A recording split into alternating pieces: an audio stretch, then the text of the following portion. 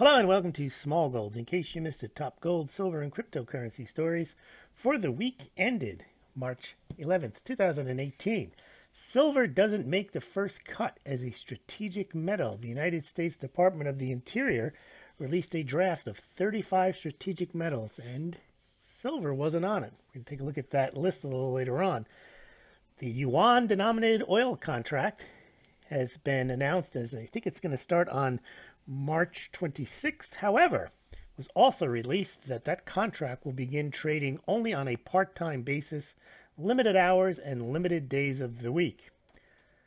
Quite a game changer. U.S. oil production is surging, and Hungary repatriates its 100,000 ounces of gold worth about $132 million. We're going to talk about that. Silver doesn't make the cut, as we mentioned. Trump labels outgoing economic advisor a globalist as he prepares to implement steel and aluminum tariffs. As a result of those proposed tariffs, U.S. Steel announced it will reopen a plant and hire 500 new workers. Bots drive Viacoin up 70 times. It was a big event in the crypto world. Quite an interesting story how a particular coin was driven up by a bot that got on, I believe it was the Binance cryptocurrency exchange, and managed to wreak havoc by creating buy and sell orders in people's accounts and driving up this Viacoin up 70%. Burble, Bitcoin, Ethereum, Ripple, Bcash, and Litecoin dominance at 75%. That is an index that Smaulgld created. Burble, which are the top 5 cryptocurrencies, and if you take those top 5, we'll take a look at some of the numbers later on, you'll see that those top 5 currencies constitute about 75% or 3/4 of all cryptocurrency value. And there's your cryptocurrencies for sale. You can buy them Litecoin, Bitcoin, Ethereum by clicking below at the links on this BitChute, this YouTube, or also on the Smaulgld YouTube channel. And if you do buy these coins, on investment advice to buy silver or Bitcoin, Litecoin, or Ethereum, but if you do buy them, they are 1 ounce of pure silver, and Smaulgld gets a small commission, and they are a good price. They're a price of about a average silver round. So check those out if you are interested in silver and cryptocurrencies. Now, let's take a look at our stories. First of all, gold, silver. Well, the gold-silver ratio is still hovering around 80-1. Driving a lot of the silver pumpers to say that it has to come down. Well, it's done nothing but go up for the last 5, 6, 7 years. And I also saw, I'm not going to dwell on this, but Keith Newmeyer was talking about he's an executive of some silver company. He's saying that it should come down to 9-1. If you look at a chart over 100 years, it's never been 9-1. He was saying it used to be lower. Yeah, it was lower when the U.S. Congress passed a law from 1934 to 1971, or 1974, before Americans could buy gold publicly. The price of gold was set at $35. So, of course, the gold-silver ratio might have been lower because gold wasn't allowed to go any higher for that period from the time Roosevelt confiscated gold in 1933 and the time that Nixon took the U.S. off the gold standard. By the way, Roosevelt actually confiscated silver in 1934. I've done a story on that. I'll put a link below. We're not going to get into that at the moment. Everyone knows about the gold confiscation of 33, but not about the silver confiscation of 1934. All right. Let's look at, now, the gold closed last week and silver closed last week, both basically unchanged. So gold last week was $1,322, and this week it closed at $1,322, just a difference of 30 cents. Silver managed to tack on 7 cents, although that is a little less than 0.5% because every penny counts when you're dealing with silver at $16.50 an ounce. Here's your 1-year gold-silver ratio. I leave these here as the 100-year chart. You can see never was it 9-1. Not 1914.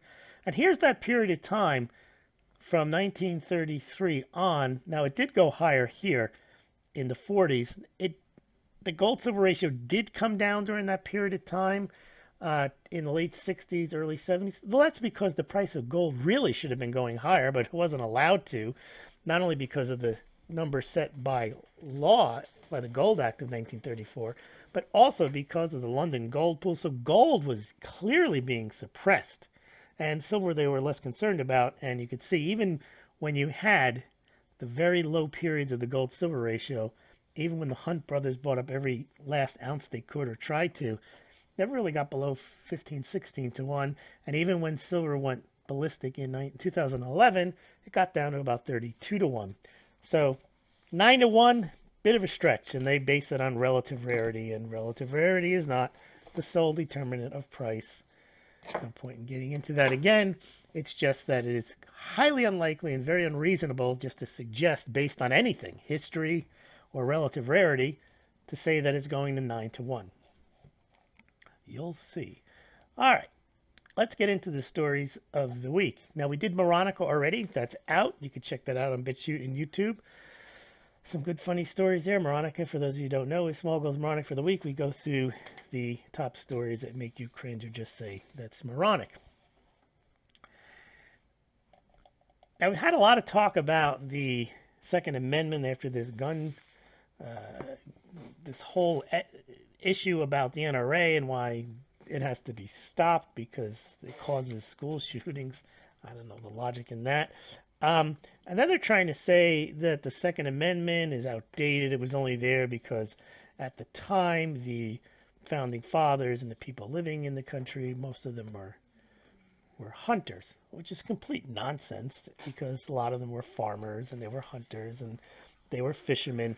The idea that that's the reason they wanted people to have guns had nothing to do with it. They wanted people to have guns, not just really for self-protection, but really was against the tyranny of the government. If you look at all of the 10 amendments, they were basically protections against what the English government had done to them. They had put soldiers in their houses, they had searched their papers, they had prohibited their assembly. That's what the first, second, third, and so on. All those amendments are about. So it had nothing to do with they wanted to preserve the right of hunters. Because if that's the case, then the Second Amendment, or maybe the Third Amendment, might have said something like, the right of the people to keep and use fishing rods shall not be infringed because everyone was also a fisherman or fisher person. That's how far we've gotten today. Okay, too big to fail banks and Bitcoin. We did something yesterday. Bitcoin is a dirty business. We were talking about the scene in The Godfather when the mob was thinking about getting into Bitcoin as a business operator. Not Bitcoin, I actually said that in the video by mistake. Getting into drugs and the business decisions they had to make. And eventually they got into it mostly because there was money in it. A lot of money in that white powder. And I think that's what you're going to see with the banks. The analogy people have pointed out, it doesn't hold. I'm not even going to go into why the analogy doesn't hold. The only analogy I'm trying to make about the banks getting involved with Bitcoin and the mob getting involved with drugs is when you have these large, powerful entities and they can make money off of something, even if it may directly threaten their existence, most likely they're going to take the route of trying to get in, trying to make money off it, get their piece, and control it. And that's what I think the mob wants to do. The banksters want to do. They see it as a threat, possibly an existential threat. They also know there's plenty of fees to be made from trading, derivatives, bringing ICOs to market, and they'll have to deal with the negative things are they don't want to deal with the money laundering aspects. They don't want to be responsible for that. It's the same with the drugs with the mafia. They didn't want to lose their good guy crime status. You know, they figured gambling, prostitution, those are just harmless vices, as Don Corleone said, but drugs is a dirty business. So anyway, take a listen to that. Let me know what you think. Petro Yawn. Well, there's your game changer. We've all heard this story, how the gold backed yuan, and then it was gold backed, or then it was gold exchangeable on the... These are just gold pumper stories. I don't know how many people out there, well, I guess anyone who listens to this channel doesn't believe this nonsense anymore. But clearly, tens of thousands of people believe all the nonsense they hear on these pumper channels. They bring on executives of companies. They all pump these same stupid narratives. And then when the narratives turn out to be true, they got another one ready. Well, it's not gold backed, it's gold exchangeable. Well, it's not gold exchangeable. It's going to create gold demand, or it's going to crush the dollar. And guess what? Your gold and silver prices go higher. There's always some story out there, gold-silver ratio. It's kind of pathetic that all the channels promote these stories. They all promote the same narratives. And the worst part about it is they get their defenders to promote it. They hear it so many times. They're brainwashed. They believe it. They'll insist it's true. They'll tell me, I don't know what I'm talking about. And the reason they know what they're talking about is because basically they've been listening to pumpers 24/7 for the last 5 years. And even though none of the predictions have come true about the price, they still believe them. They're just early. They're not wrong. Now, maybe they're just pumping. All right. But the funny thing about this latest twist in the gold back yuan game changer, well, it's going to be now, which is what I always said it was going to be. There was always going to be a yuan denominated oils futures contract. China's been working on it for like 6-7 years. Looks like they're finally going to launch it. But the funny thing about this big launch that's going to end dollar hegemony, and it's going to be the game changer. Well, it's going to open up trading hours for crude futures in Shanghai will be from 9 a.m. to 11:30 a.m. and from 1:30 to 3 p.m. according to email from the Shanghai Futures Exchange. Which I say, well, that's great for stay-at-home Venezuelan moms and dads who want exposure to the yuan to hedge their crypto holdings. This will create massive gold demand. So you can see this was a big ado about nothing. Last September, it was the game changer for gold. It was going to drive gold higher. Sovereign-sized gold buy in 45 days. Silver shortage. COMEX default. Get the picture? These are stories that they just pump at you. 9-to-1 silver to gold ratio. Silver 150. Silver's so useful. Silver is your shield. You have integrity if you have silver. You're not chasing digital illusions of wealth. Buy my coins. All right. Well, here's the BS game changer. Here it is. When was this? China sees New World Order with oil benchmark. Backed by priced in yuan and convertible into gold. What analysts say, this cutoff here is game changer. Believe what you wish. Then there's the dollar collapse story. Been hearing that for 15 years. You'll see, dollar collapse. And the whole idea was the petrodollar is going away. The petrodollar is going to go away. And Saudi Arabia is going to sell its oil to China in yuan. So what? The petrodollar is no longer as important as it was to underpinning the US dollar when it was first instituted. First of all, Saudi Arabia is no longer the world's largest oil producer. Guess who gets that? United States. Also, oil is not what underpins the dollar anymore. What underpins the dollar is that every country in the world runs its entire finances, including China, on dollars, and they need dollars. The biggest threat to the dollar actually is the euro, but it's not that much of a threat. But the whole idea that the petrodollar is going to go away, and then what this means actually is, forget, they're not looking at anything in any grand scheme. It just means game over, dollar collapse, my gold goes higher. There you go, game over, game changer. Subscribe here, listen to me, buy my product, buy gold now because the petrodollar is going away. It's not. First of all, Saudi Arabia probably isn't going to price its oil in yuan, and if it did, it would not be a game changer.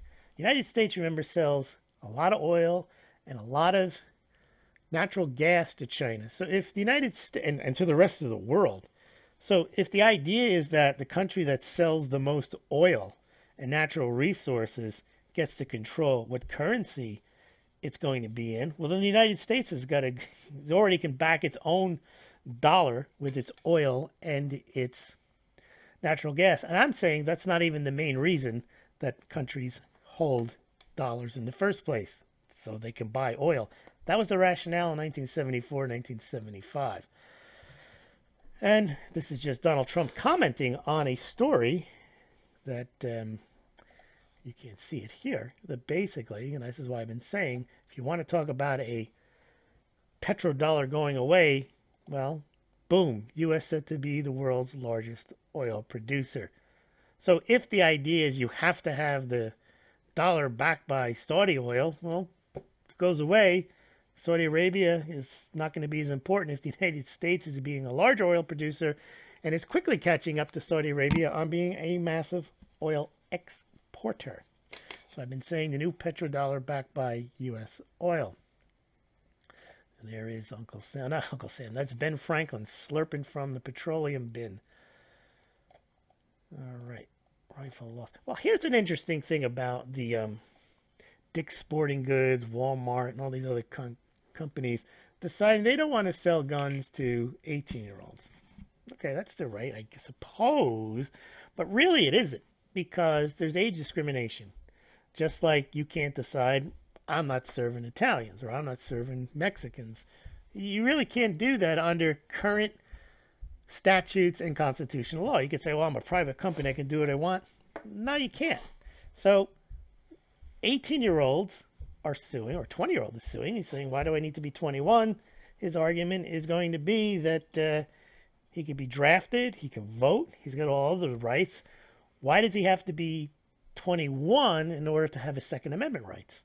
He has his First Amendment rights, I guess, when he's born. Why does he have to grow into his Second Amendment rights? And the idea there is, you know, you could start saying, well, you don't have First Amendment rights until you're 16. I mean, you can make all types of arguments, but I think this is a winning argument that it's age discrimination. Barzini will guarantee their safety. Well, I love this here. Andrea Mitchell, who is she? She's got, you know, Trump decides he's going to talk to, I think she's, yeah, to North Korea, and she's worried that, you know, maybe he doesn't understand the risks like she knows. That should have actually been in Veronica. I don't know how it ended up here. Now, tariffs. A lot of talk about tariffs. I want to spend a few minutes on the tariffs. Everyone is talking about and analyzing tariffs, all intelligent discussions, as if we're not talking about what these tariffs actually are. In an ideal world where there is free trade, well, then tariffs, you can make the argument, and I would agree, that they are against free trade. They end up favoring one segment of the protected economy over another. They end up costing the consumer in that country more money because in order to protect your industry, you're obviously preventing the consumers from having access to cheaper goods, and basically only one sector of the economy or the industry that's being protected will actually benefit. And one could argue they're not benefiting because if they're protected, they're not going to innovate. They're not going to try to lower prices through innovation. They figure, why should we? Government will just raise the tariff. So you become an ineffective. I get all that. Tariffs in general are not good. But we're not dealing with a free trade society or global order, global economy. We're dealing with an economy that's got tariffs going left and right on every country.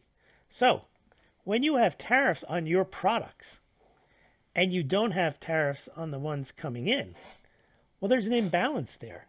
And actually, my view on all this is that tariffs, because we're in a tariff-driven economy, may help balance out the tariffs or may, in some instances, eliminate tariffs. So, for example, if the United States right now has to pay 50% tariff export duty to bring pens into a certain country, and that country has no tariffs on its products coming in, but they happen to, one of the products they happen to bring into the United States is steel.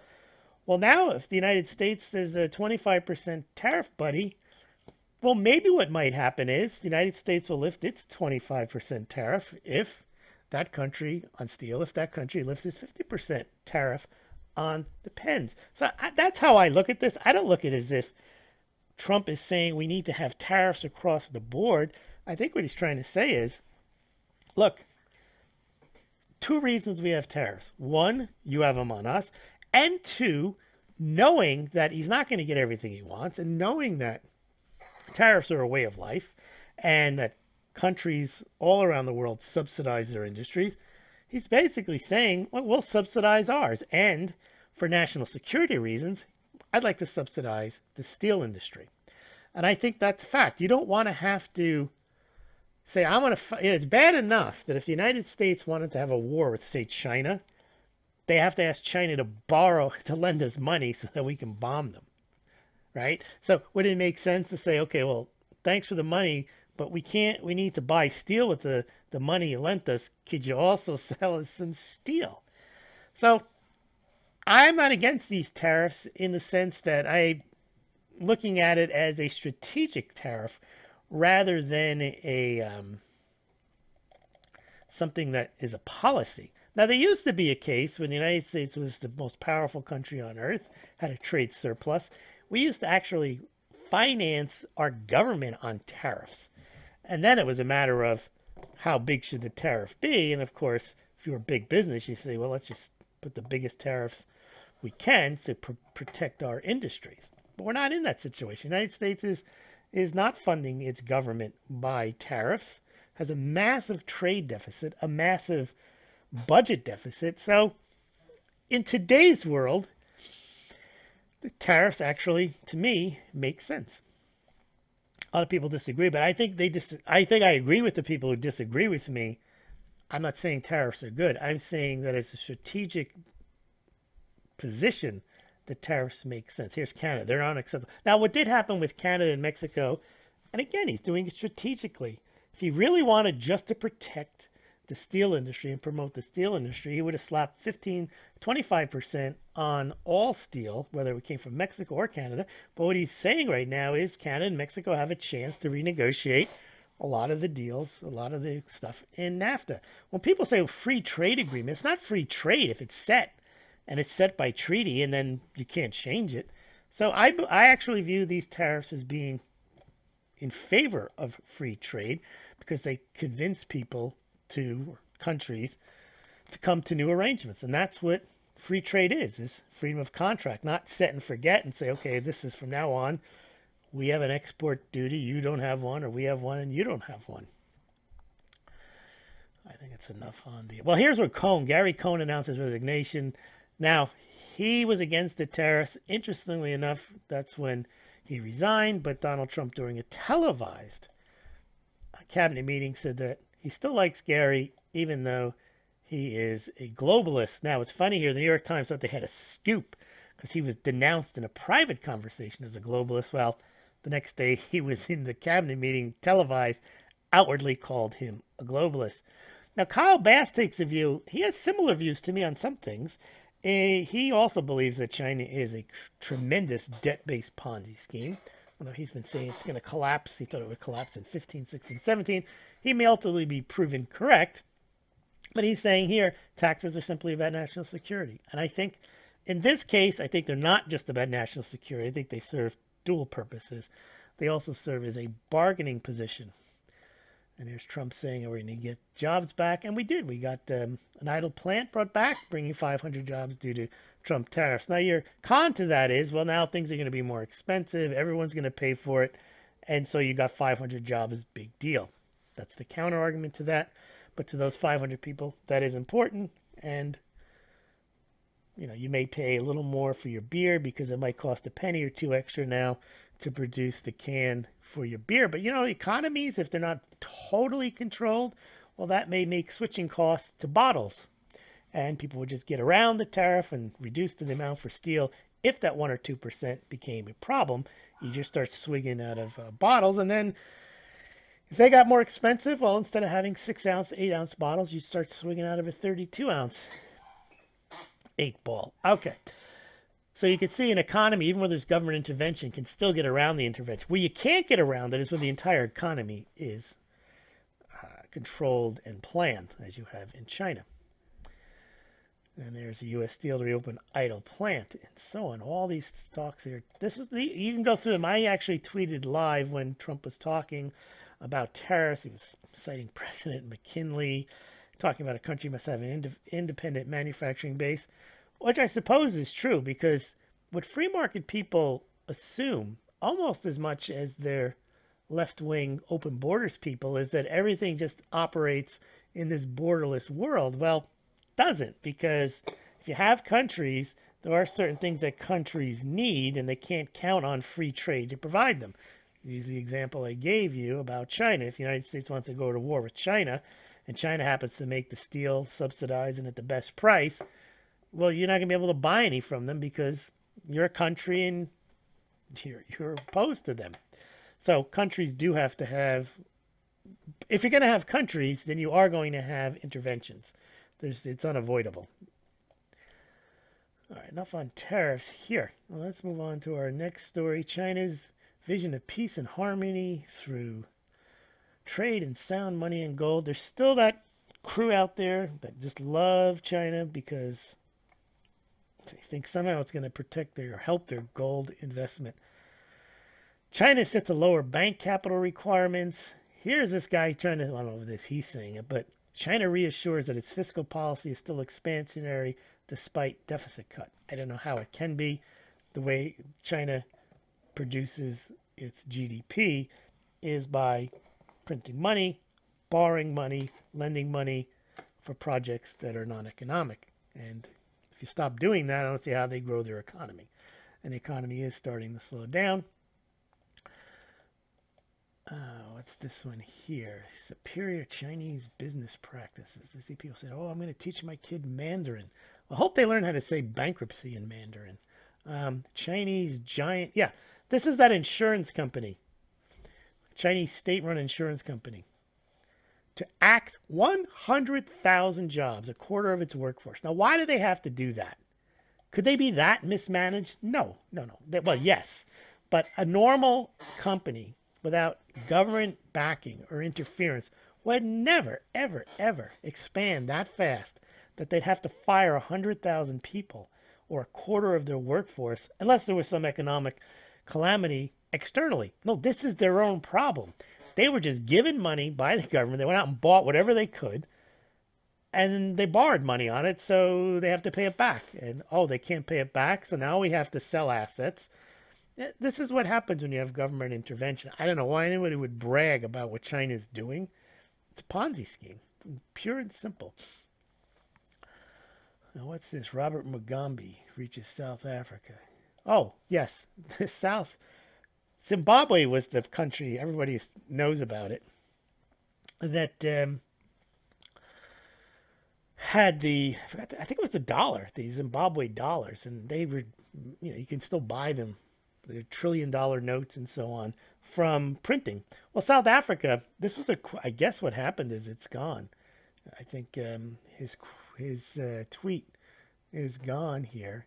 Yeah, it's gone. What it was a quote from the South African president saying, we're going to print money and to give it to the poor, as if that's going to make them richer.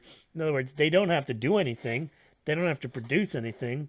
We'll just give them money and then they'll be rich. Well, that anyone who knows anything, that just dilutes the value of the rand, which is already not doing well. It doesn't make them any richer. You're just handing out more pieces of paper or more digits, whatever it happens to be. Now, Russia, everybody, the BRICS, and actually, of all the BRICS, Russia's the one country, I think, whose central bank, whose fiscal and monetary policies approach sound money. However, Russian central bank, which is the sound money bank that I'm talking about, because it has 80 billion in gold and 105 billion in treasuries, and it has little external debt, has some inflation, but still, they have to spend $1 billion to boost BNN's bank capital. So even Russia, which has somewhat of a sound fiscal and monetary policy, they're going to have to do a bailout here too. Now, you look at the other BRICS, they're a disaster. South Africa is one of the BRICS. China's a massive Ponzi scheme. India's got corruption issues, and so does Brazil. So when people say the BRICS have had it, they're going to come after you. Yeah, they can have it all they want. They've got their own set of issues, including Russia. And they don't have enough gold to save them from the profligacy. So now on the cryptocurrencies, Bitcoin exchange. This is a big deal, and it's not really being reflected, and I don't hear many people talking about it, but that's why I created the Burble, the Bitcoin, Ethereum, Ripple, Bcash, and Litecoin index that I have there, because they're going to issue a fund with those coins in them. And unlike, if I start a fund and I say I'm going to buy the FANGs, well, that's not going to have much of an impact on them, because I can start a fund. I can say it's a $100 million fund, and that means, I'm going to go out and buy. That means not means that I am going to go out and buy $100 million worth of those stocks. Well, there's enough of those shares. It's not going to matter. But when a fund raises money to buy, forget Ripple, but if they're going to buy Bitcoin or Litecoin, which are limited, well, they're going to take up a portion of the float there, and that's just going to have a positive impact on the price. So Coinbase is doing that. There's other funds that are doing the same thing. I think the Winklevoss twins, Gemini, a lot of them are going to do these single currency funds. I think it's not Graybeard, but there's the one that has the Bitcoin fund is now going to do a Litecoin fund and an Ethereum fund. So they're all going to start these single currency funds. And when you do that, again, it's not like we're going to invest in Apple. That's not going to do anything. It's just going to give the people who want Apple a nice place to get exposure to the FANGs or Apple, whatever it is. But this is actually eating up at the float, because the funds actually buy 1 million Bitcoin, 500,000 Bitcoin. There's only 21 million. There's probably less than 21 million, figuring how many have been lost. Okay. And you're seeing a lot of this adoption, so to speak. BitThumb, which is the largest cryptocurrency exchange, they're going to start issuing these ATMs. You're starting to see them now. They're becoming popular, ATMs. It's the first country to adopt a cryptocurrency as official currency. I saw one, I think we're going to get to it later, where one of the manufacturers who makes the ATM says that Litecoin is the big draw, not Bitcoin on the crypto. Here's South Korea, 50,000 hotels, now accepting payments in 12 cryptocurrencies. A lot of people don't understand how easy it is to accept cryptocurrencies and why there's basically no risk, because you're not accepting anything. All you're doing is working with a payment processor who will, on the front end, if you say, I want to sell $1,000 worth of product or service or whatever it is, and the customer wants to pay in Bitcoin or Bcash or Litecoin, all they do is you type in $1,000 and it tells you that's going to be X number of Bitcoin or X number of Litecoin. The person who wants to buy says, okay, I'm going to send in my 0.1 Bitcoin, and the payment processor gets it. They now have 0.1 Bitcoin, and they immediately give, minus their fee, the merchant his $1,000. And if you're a merchant, there's really no reason not to do that, because you're not taking any cryptocurrency risk. You're not accepting cryptocurrencies. You don't have to account in cryptocurrencies. You're only accepting $1,000. It's just that you're working through a payment process. Now, you may want to track how many of your sales come through. This isn't accounting advice, but I would do this. I would say if I had turnover of $10 million a year and $1 million of it came from cryptocurrencies, I might argue that 1/10 of my business comes from cryptocurrencies, and it might be a portion of that I never would have got unless I had opened up my business to accepting them. Because a lot of people are sitting on gains. And in Germany, for example, you pay no tax when you spend your Bitcoin, which I think is a big boon for the economy if you can get that there, because then you don't have to account for anything. You just buy stuff, and that's a Keynesian dream. You take a deflationary currency and you make it inflationary by letting people spend it. Now, this is the Bitcoin. This was Binance. I think that's how you pronounce it. This was weird. Some bot figured out how to go into people's accounts, sell their Bitcoin, and then buy this Viacoin, or whatever it was called. I don't remember the name. Viacoin. And they drove it up 70-fold before Binance figured out what was going on. And then the people that were on the scam were able to withdraw their funds and from Binance, and they had to close everything down. this was a big deal, but I think the real big deal that's driving the price down, or was driving the price down, we've seen some big swings in especially Bitcoin, is the selling by the bankruptcy trustee, Mt. Gox bankruptcy trustee, and I think that's led to a lot of selling. But we've seen these whipsaw. We've seen Bitcoin go up to fall from 11,000 down to 8,500, back to 9,500, back to 8,500. I think right now it's probably about 96, 9,700. So I think it's swinging back and forth, which tells me that there is a market for, or at least so far, that when there's dips, they get bought. And you just change hands from the different holders. Yeah, Binance reverses irregular trades, resumes trading amidst community confusion about hack. That's a very big deal. Now, Burble, this is what I was talking about here. If you look at the, I got this from CoinMarketCap, and this is just on March 8th, but it's about the same today. If you take Bitcoin, Ethereum, Ripple, Bcash, and Litecoin, the Burbles, and you take their market cap and divide it by the total crypto market cap, it's either about 75%. So basically, it used to be Bitcoin had that dominance. Now it's sharing it with these other four. And once you leave Litecoin, you start heading down to Cardano and IOTA and all the others, Monero. Actually, the top 10, I should do the top 10, come up with an acronym there. It's probably close to 85, 90%. And then the rest of this stuff is just, and a lot of that stuff's just going to go away.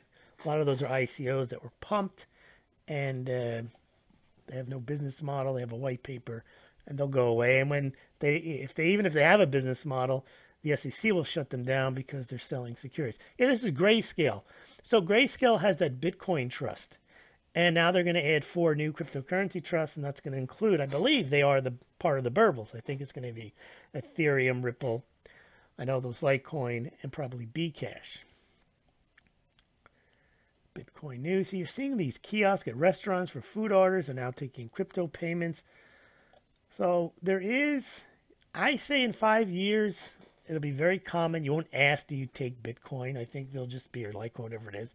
People will have, it'll be integrated into the payment system. And people will be spending whatever cryptocurrencies have, either on some type of a debit card or they'll just be buying based on whatever payment processor the merchant may be employing. Now, some payment processors like Coinbase, they're only going to work with the 5 big coins, but there's other payment processors out there that'll accept countless coins, and eventually they'll come up with ways to process just about any currency that they can. And guess who's involved? I think this is where the banks make their money. I think Visa and MasterCard, you know, they may fight it in the beginning, but if they can basically get the cryptos into the payment systems and control it, PayPal and so on, then this is a huge win for the banks. So the banks can trade these things, make derivatives on them, bring ICOs to market. That's where I see this going. I know that the hardcore Bitcoin people like to say it's outside the system, it's going to destroy central banking. And I think if left on its own, it might have had that chance. But I think like the mob, when they see a threat like this, they're going to try to shut it down. That I think would be their undoing. I think what they're going to try to, I think what they are doing is trying to co-opt it and get as much of it as they can into the system. Just as the mafia didn't get all the drug sales or all the liquor sales, I think they'll get a good portion of it. People will be trading on these large bank regulated exchanges. Sure, people will be doing atomic swaps and lightning. They'll do other stuff. But I think if they can get the bulk of it on these registered exchanges that they run, that's what I think they're headed for. Here's your Litecoin pump game changer. Litecoin could do 1,500 this year. Yeah, and the gold-silver ratio is going to go to 9-to-1. Although I have to say this about the Litecoin, Bitcoin, the crypto area. The people that pump Bitcoin, Litecoin, and cryptocurrencies at least have been correct in some of their pumping. They may be pie in the sky, but if you had said it in the beginning of 2017, Bitcoin's going to go up 1,000%, well, it did. Litecoin's going to go up 3,400%, it did. So it's not the same as someone that says silver is going to go to 100, 150. Says that every year, and it never does. So there is some reality in the pumping that they do on the cryptocurrencies. Well, here you go. In 1 month, this was as of March 5th, Bitcoin had gone up to $1,100. I think it was $1,100. Yeah, and Litecoin had gone to $214. It was up 92% just month over month, and then it went back down to 167, and then it went back up to I think it's at 195 now. So there is some volatility in these things, and you can make outlandish predictions on these cryptocurrencies. They can go to zero, but they've shown that they can rise in a month, double in a month. They can do that very easily. Have done that on many occasions. They can lose 70% in a month. Have done that too. And here's Charlie Lee saying Litecoin is now on the top 5 cryptocurrencies tracked by Cointelegraph Price Index. We finally made it. Well, that's because it's the 5th largest in market cap too. That's why it's the L in Burble. Now here's people saying Litecoin overtaking Bitcoin. Now that would be quite a feat. Assume Bitcoin doesn't go anywhere. It just stays at 10,000. And then Litecoin goes to 11,000. Well, you're talking about a 100-fold increase. That's pretty, I think I'm right, because a 10-fold increase from 120 would take you to, yeah. So if you have $175 and it goes up 10-fold, yeah, it'd only be $1,700. So it'd have, if it went up, if it passed 10,000, it would be 60, 70 times. All right. Here's a guy. This guy runs an ATM service, and he says they're selling higher volumes of Litecoin than Bitcoin by a considerable margin. So maybe there is something to it. Look, these things can happen fast. Maybe a coin just goes away overnight, and another coin pops up overnight. Not that Bitcoin or Litecoin are overnight, but it is possible. I'm not predicting. I'm not suggesting. I'm not giving investment advice. It's possible that a coin that's like number 93 right now ends up being number 1 2 years from now. Who knows? But here's what I was saying. Okay, on February 5th, Bitcoin was $6,200. And then it rose to $11,500. And then it went back down to $6,800 just 2 days ago. Then it went up and then it went back down again yesterday to 60. No, it didn't go down. It went down to about $8,600. Now it's back around, I don't know, is it 90? Let's take a quick look on my iPhone here. I think I have the prices somewhere.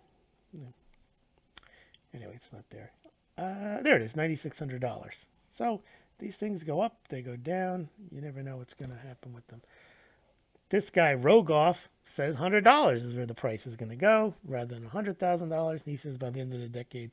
I think if Bitcoin was $100 in 10 years, there wouldn't be a Bitcoin. There'd be no point in it, no interest in it. It wouldn't be $100. I think it either goes to zero. If it's around in a decade, I can't see it being $100. It would serve no purpose after that period of time. That would mean everyone had lost interest in it. I'm not saying it's going to 100,000, but I would just think if it's still around 20 years later, there'd be no point in it. There would be no mining interest. There'd be no people accepting it. It just wouldn't be worth the time. But I think Rogoff is just fundamentally opposed to it because it goes against his ability to perform or promote negative interest rates in central banks. Here's another guy totally against. He's a big central bank guy. He once said gold at 1,200 was ridiculous, absurd. Anyone thinks that 1,500 was like you were a lunatic if you thought that. And of course, those things did happen.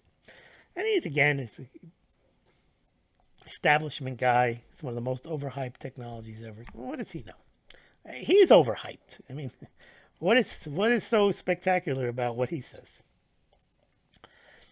There's PayPal trying to speed up its transactions. This is, to me, the one thing that got me to recognize the value of these cryptocurrencies wasn't so much that I thought that I saw any genius in them, because I view it as they're systems that were created artificially, not because people wanted the end product and the end result, but because they replicated or improved on an artificial system of what we have. And I thought, okay, but sure, you've come up with a better system, but there's nothing there.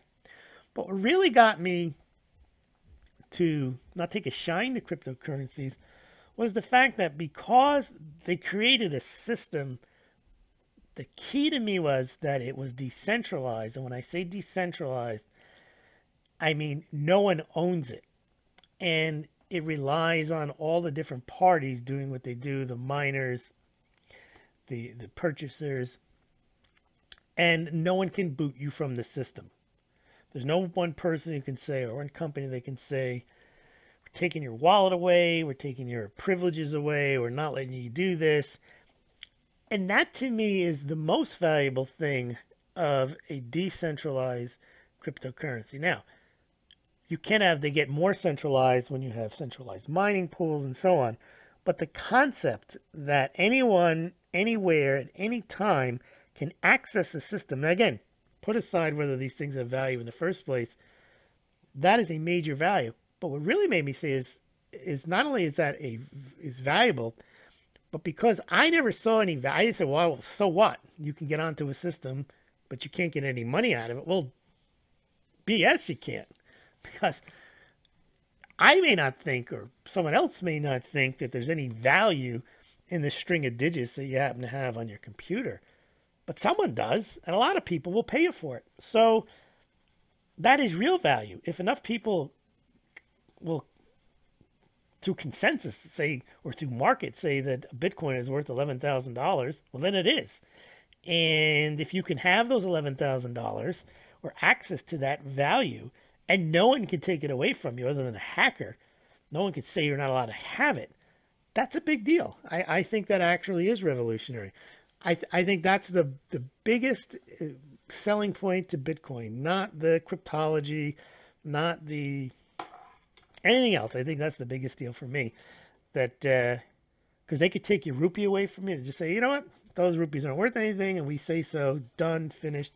You either line up and turn them in, or you're out of your money.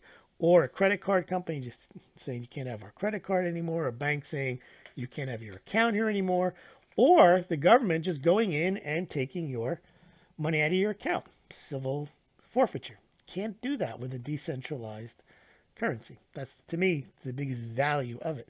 Now, here's something I was talking about. 1,200 Australian news stands now selling Bitcoin and Ethereum. It's a pretty big deal. I mean, that's pretty mainstream. You can go and just pick yourself up some. Now, I always thought, well, it's stupid to go and buy Bitcoin and go spend it. Why? If you can spend your country's money at the newsstand, what are you going to do with a Bitcoin? But now, if you can go and invest in it, and the reason you have it in larger amounts is so they can't take it from you, well, that's a pretty big deal. Yeah. Now they were saying nobody's searching for Bitcoin anymore. This is I saw from, I think it was Bloomberg. Well, that yes, fewer people are searching today than they were searching in December. And you can see this was up here. However, how to buy gold, how to buy silver, how to buy Bitcoin. Yes, they've dropped down, but it's still higher than gold. So I don't see this going anywhere. Cryptocurrencies are commodities, says U.S. judge. That we've already kind of known. That's what the CFT said they were. Illinois, now it's 3 states. They're considering using Bitcoin as tax payment. So that was another cut against Bitcoins. You can't pay your taxes with it. Well, it looks like Georgia, Arizona, and Illinois are now looking to see if that you can. Now, there was a big spook earlier in the week about SEC. They're going after the exchanges. They're going after ICOs. I don't see why that has anything to do with the overall crypto space, because basically they're looking to weed out fraudulent exchanges and fraudulent ICOs. Not all exchanges and all ICOs. We're basically sending a huge signal to cryptocurrencies exchanges. Get registered with us, which means usually spend a lot of money getting into compliance, and usually people with the money to do that are banks. And if you're going to do ICOs, you're not doing it on a white paper. If we find out about it, we're coming after you. But if you come to us with a registration statement, you got all the information in there, you got accountant statements, you got lawyers looking at the thing, you got a bank promoting it, and they're following all the regulations, or at least they say they are. That's what the SEC wants, and that's what the banks want. There's a lot of money out there. And so getting rid of these shouldn't be driving down the price of legitimate exchanges and legitimate cryptocurrencies. should be driving down only the prices of the ones that were issued on a white paper and are traded on exchanges that are fraudulent. Yeah, Bitcoin dies after SEC says crypto platforms must be registered.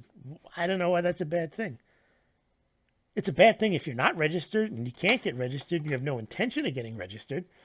But for a registered exchange or one that's going to register, for example, Goldman Sachs owned a piece of Circle and Circle bought Poloniex. You know that Poloniex is going to register, do whatever they have to do to get into compliance. And you know the SEC isn't going to shut that one down if that's too big to fail. If Goldman Sachs is behind it, that one's going to stay. It's just my guess. All right. And what happened in gold? Yeah, gold shortage. Australian gold sector posted highest annual output since 1999. You keep hearing these stories. Oh, they're not making silver. They're not producing enough silver. They're not producing enough gold. Nonsense. They produce. Eventually, it'll all run out. That's sure, but that's not happening right now. Yeah, peak gold. It's just like there's peak silver. Record production 2018. What else in gold? Russian gold exports more than double in 2017. Interesting there. Russian is, I think, the second or third largest gold producer. They slapped in a record amount of gold from those mines in their own central bank, and they still had enough gold to export, and that mostly went to China. And India slowed its gold imports in February. That always comes up and down. I wouldn't take much of that. Here's Hungary takes its gold reserves back. Now, this story is a non-story. I don't really think it makes any. Who cares? So they had 100,000 ounces in London. I don't know why I have it there in the first place. Well, I do know why. They were worried during the Soviet era that Soviet Union was going to roll through Hungary. They did in 1956 and take their gold. So they sent it to London. Now they figure, why does it need to be in London? Oh, they know it's coming. There's a crisis. And now, first of all, 100,000 ounces isn't going to solve any crisis for you. It's worth like $130 million. If that's going to solve Hungary's problems, I don't think so. You could double that, triple it. You get 10x it. So they have $1 billion worth of gold. People make too much of these stories. And again, if you look at everything, if you just look at everything as it's gold, like if you have gold derangement syndrome or silver derangement syndrome or cryptocurrency derangement syndrome, you think of everything as if the world revolves around Bitcoin. The world revolves around silver. It doesn't. It doesn't revolve around gold. All right, here's our top story from Silver Pumper. And there was an executive order. And the Department of Interior sent out a request. It's right here. There you go. Interior seeks public comment on draft, and they listed 35 minerals that they deemed were critical to national security and the economy. And guess which minerals did not make it? Silver or gold. Now, we hear the pumpers touting, silver is so useful in your life. You can't do without silver. If there wasn't silver, you wouldn't have the internet. If you didn't have the internet, you wouldn't have food. If you didn't have silver, you couldn't even have Bitcoin. Okay. Well, the criteria was what mineral has to be non-fuel mineral or mineral material essential to the economics and the national security of the United States, the supply chain of which is vulnerable to disruption that serves as an essential function in the manufacture of a product, absence of which would have a significant consequence for the economy and national security. They didn't list silver. Now, I'm not saying they should have, but if it was that obvious, then it should be on the list. Now, I think it should be on the list. I do think that silver should be on this list.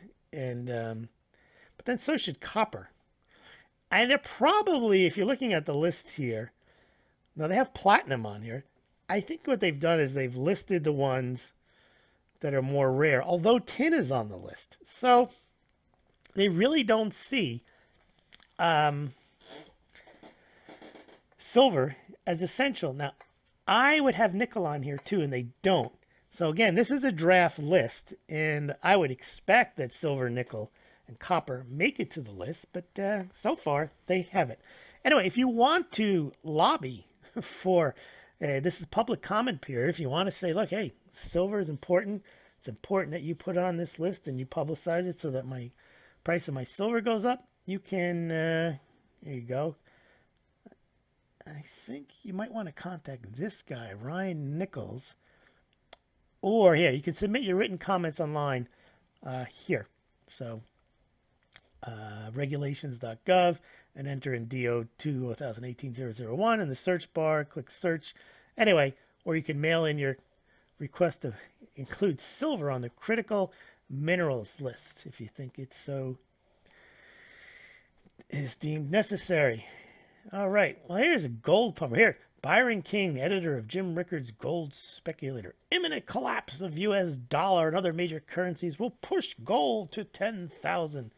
Bullion analyst.